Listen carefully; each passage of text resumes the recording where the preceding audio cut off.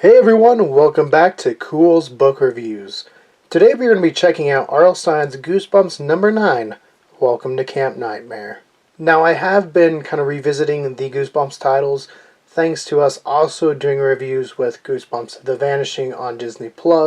Now for a second there I was doing a pretty good job at keeping up and releasing a book review a week alongside the episode review a week. Gotten a little bit behind just because we've been doing so many books this year, including our new book club, The Society of Main Characters. But at least I wanted to finish what we had started with the Goosebumps ones, and of course at some point go over all the original series and whatever ones I can come across. Now the penultimate episode title was Welcome to Camp Nightmare, hence why this one was picked. The final episode title is a two-parter book, so eventually I will get to that one as well, so just stay tuned. But let's get to checking out the book itself. Alright, so at the top you see R.L. Stine, Goosebumps. You see the tagline there, it's the Little Camp of Horrors. It may be a little homage to Little Shop of Horrors, as well as just some awesome work by Tim Jacobus. You see like a monster reaching into the tent there. And then the title down below, Welcome to Camp Nightmare. And again we see the Scholastical logo. To the side we see Apple Fiction number 9, Goosebumps. Welcome to Camp Nightmare by R.L. Stine and the Scholastical logo. On the back we see the monster again reaching into the tent with it saying, those scary stories about camp are all coming true. And speaking of true to form, we have the next book, which is The Ghost Next Door, which we have already reviewed, so link above. And right below that we got the ISBN. This one clocks in at 136 pages, making it one of the longer books from Goosebumps we've read so far. And as per usual, just text, no pictures or anything like that, so let's get to my thoughts on the book. So this is one I had mentioned, I think at least a couple of times during the Goosebumps The Vanishing, when it was brought up. What was a favorite of yours growing up as far as a Goosebumps title? This one and The Werewolf of Fever Swamp were ones that definitely stuck out to me and ones I still remember reading to this day, at least being where I was when I read them. So I think that of itself says they were impactful. Does it still hold up? I would say for the most part, yeah. Overall, still a really good read. I don't know if it's above The Ghost Next Door, but we'll get to that towards the end. Let me think about it a little bit with this review. Now, the story itself follows a camper, Billy, who's going to this camp, Camp Night Moon, along with about 3 or 4 others that you meet along the way.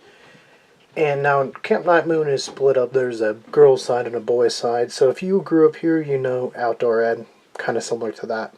The book starts off and kind of gives a readers a little horror, at least the horror of being left in the desert by a bus driver that was attempting to scare the kids, I guess. At least that's what we're led to believe. Because he stands up, he has a mask on, he howls, kids start freaking out. Then he's like, we're here. He leads the kids out into a kind of like rest stop, bus stop type of area. It's deserted, no one's around, their counselors aren't there. He unloads and he leaves, and the kids are freaking out like, what are we going to do? Some coyotes show up, or prairie wolves as they're called in this one. Counselors do show up, fend away the coyotes, and Billy and his classmates get to go to their respected camps. Lots of different camp activities going on, be it hiking, there's canoes, going along and venturing through the water, there's swimming, just kind of what you expect at a camp. But what you don't expect, maybe, is the one lodging that you can't go in. There's something on, but you're not allowed to go in there. There's a lot of, like, kind of horror stories about what's going on there, as well as Billy starts to hear weird noises at night. Now, it is purported that there is a creature that lurks around the camp and eats at least one camper a night. They do kind of write that off, but weird things start happening. One of the other campers gets bit by a snake that just happened to be in his bed, and his hand is swelling. The only problem is, no doctors. What Billy is told by kind of like his counselor, his guide, the guy who's watching over the little group here, is the actual camp counselor does not believe in doctors. You gotta rough it out. But one day, he mysteriously vanishes. Billy comes back to find his drawer completely empty. but no one seems to know where he went or even has a recollection of him. Starts to think things are kind of odd. Some of his other cabin mates want to go for a hike, and, Billy's like, "No, I don't want to." He stays in the tent, but then he hears screams. One of them apparently has been torn apart by the monster, which comes to visit. Now, they do try to tell some people, no one believes them, and more shenanigans happens. More and more people are going missing, including one of the counselors themselves goes on a hike with two of Billy's kind of like camp friends or camp acquaintances. They go missing, no one seems to care. And then one day, they're all given guns as they've hiked really far into the woods and told that they've got to go find and shoot two girls who escaped the girls' side of Camp Night Moon. Obviously, Billy's like, "No, I ain't doing that." The head counselor gets in his face and is like, "Pull it. You don't have the guts. Pull the trigger." And he does. And it turns out, in a R.L. Stine type of twist, the camp was a kind of big training ground for Billy. His mother and father were going on an expedition to another planet, and they wanted to make sure Billy was ready and prepared. None of the kids or counselors actually went missing. Everyone's okay. They all come out, congratulate him, he's ready to go. And where are they going? But Earth. Yes, it turns out the character we've been following is an alien, headed for an expedition on Earth. Kind of interesting, kind of unique. I think it still holds up. Now we get to the ranking part, which is always kind of hard. I would say, I might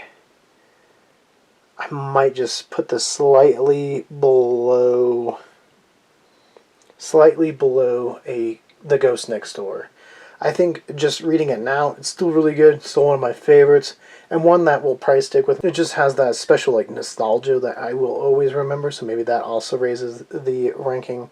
But I'd say an 8.5 out of 10. It's solid. It's just not as solid as The Ghost Next Door, which I rank a little higher. It just had a little bit more oomph to it, I guess. I don't know. There's a little bit more to it that stuck out. Maybe just because I'm older now. It's a little bit better. I don't know. So, quick thoughts on writing style. Just like any of the other top-rated ones from me, I think Stine here excels in character description, scene setting, and tension. There's tension and fear built up throughout this one. And I think, unlike a lot of the other ones, at least up until the ending, characters are going missing. There's actual stuff happening. It's not just a lot of times with Goosebumps books, it's uh-oh, what's around the corner? And then it turns out to be kind of just a cliffhanger for just the sake of it. To ooh, let's go to the next chapter. Oh, it was a shirt that scared me. I thought it was a monster under the bed. It turned out to be a shirt. In this one, there's actual monsters till the end, I guess. People are going missing. There's suspense. There's wild animals. I think overall, it's a solid read.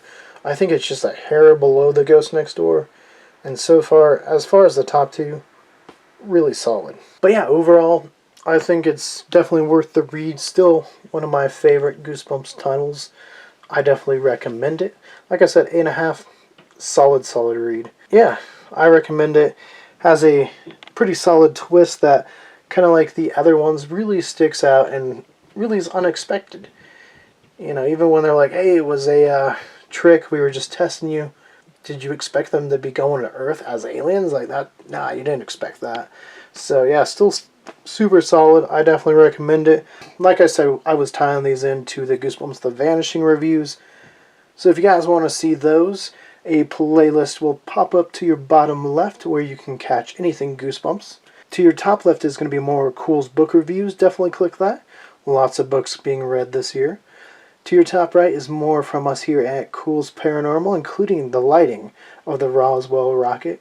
And don't forget to hit the like and give us a subscribe.